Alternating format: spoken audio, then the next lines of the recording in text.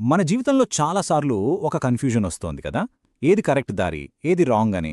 అటువంటి టైంలో మనకు హెల్ప్ చేసే రెండు పవర్ఫుల్ విలువల గురించి ఈరోజు మనం మాట్లాడుకుందాం. పాతకాలం నాటి జ్ఞానాన్ని ఒక చిన్న కథతో సింపుల్గా అర్థం చేసుకునే ప్రయత్నం చేద్దాం. అవేంటంటే సత్యమార్గం, ఇంకా ఓర్పు శక్తి.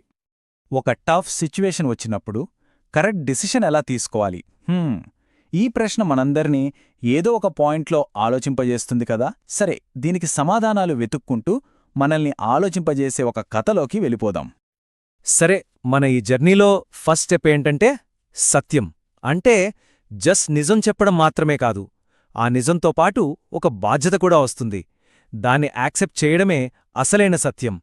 దీన్ని ఇంకా బాగా అర్థం చేసుకోవాలంటే రుషిక అనే అమ్మాయికి స్కూల్లో ఎదురైన ఒక చిన్న డైలమా గురించి చూద్దాం.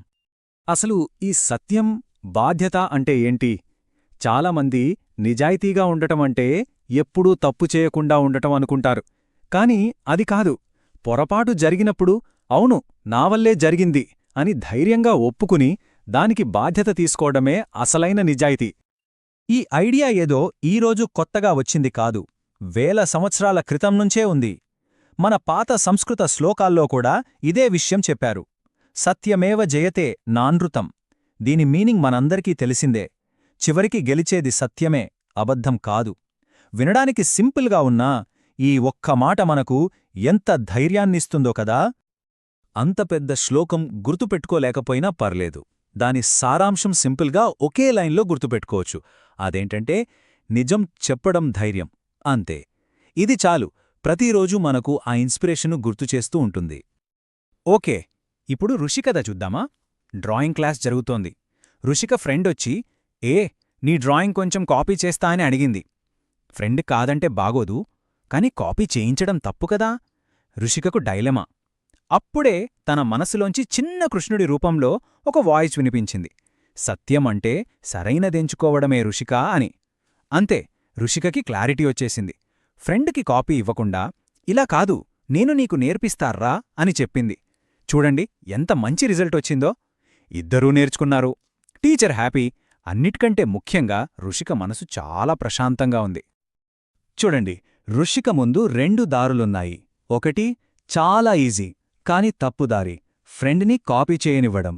రెండోది కొంచెం కష్టమైనా సరే బాధ్యతతో కూడిన సరైన దారి, ఫ్రెండ్కి నేర్చుకోవడంలో హెల్ప్ చేయడం.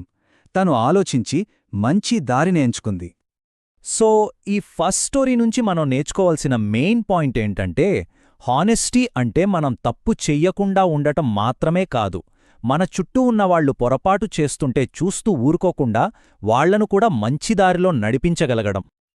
సరైన దారిని ఎంచుకోవడానికి ధైర్యం ఎంత ముఖ్యమో, ఆ దారిలో నిలబడటానికి, మనస్సును కంట్రోల్లో ఉంచుకోవడానికి ఓర్పు కూడా అంతే ముఖ్యం.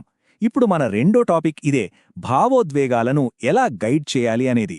దీనికోసం మళ్లీ రుషిక ఎదుర్కొన్న ఇంకో ఛాలెంజ్ ఏంటో చూద్దాం.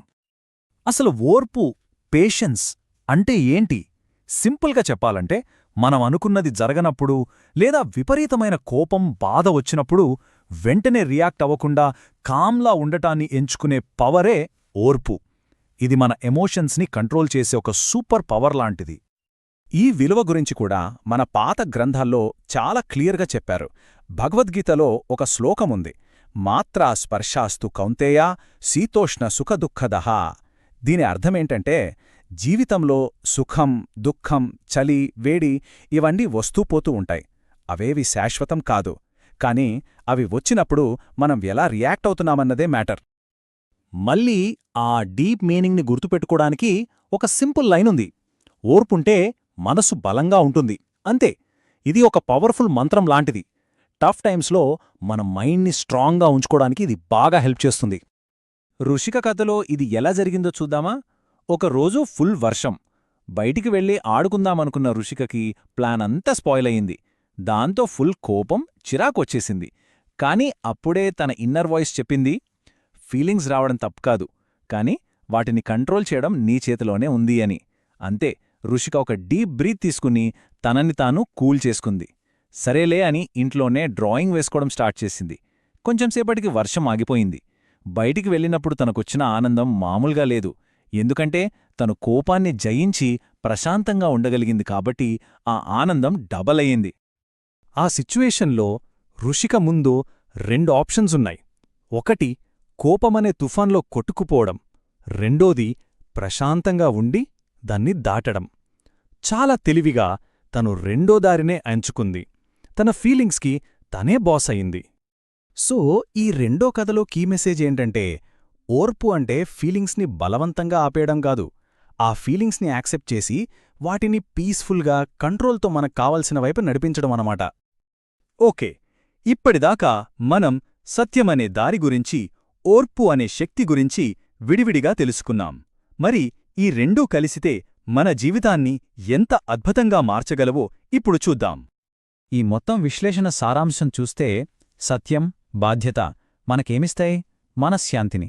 మరి ఓర్పు, కంట్రోల్ అవి మనకు శాశ్వతమైన ఆనందాన్ని ఇస్తాయి. ఒక్క క్షణం ఆలోచించండి, మనశ్శాంతి లేని చోట నిజమైన ఆనందం ఉంటుందా? ఉండదు కదా. అందుకే ఈ 2 విలువలు ఒకదానితో ఒకటి కనెక్ట్ అయి ఉన్నాయి. ఇప్పుడు అసలైన ప్రశ్న మన ముందుంది. మన లైఫ్లో నెక్స్ట్ ఛాలెంజ్ వచ్చినప్పుడు మన లోపలి గొంతు ఏ దారిని చూపిస్తుంది? ధైర్యంతో కూడిన సత్యమార్గాన్నా, లేక శాంతంతో కూడిన ఓర్పు మార్గాన్నా? బహుశా మన తదుపరి నిర్ణయం ఈ రెండింటి కలయికగా ఉండాలేమో. ఆలోచించండి.